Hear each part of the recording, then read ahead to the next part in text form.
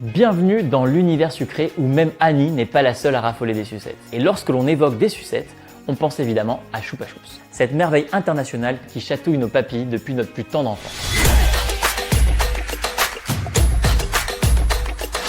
Remontons le temps jusqu'en 1957 lorsque le cerveau sucré d'Henrik Bernard a eu l'idée de génie de créer une friandise spécialement pensée pour ses principaux consommateurs, les enfants. Son inspiration, les voir se barbouiller les mains de sucre aux grandes dames de leurs parents. Quant au nom, Choupa Choups est le résultat du mariage entre le verbe espagnol chupar, signifiant sucer, et le mot choups évoquant le doux bruit de la sucette qui s'échappe de la bouche.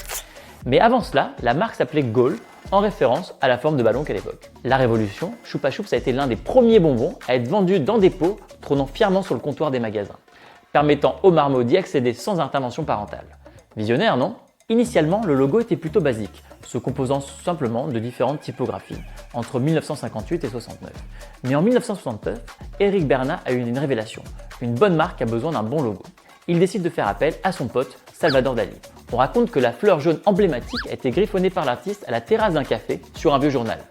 Bien que la forme de camomille puisse sembler simple, elle est pourtant unique et immédiatement reconnaissable. La palette de couleurs vibrantes a évidemment été pensée pour séduire les petits gourmands. Dali ne s'est pas contenté de dessiner le logo. Il a également suggéré l'idée de le placer au-dessus de la sucette plutôt que sur le côté pour un impact visuel optimal. Si Choupa Choups est le summum du logo artistique, saviez-vous que Karl Lagerfeld lui-même avait griffonné celui de Fendi ?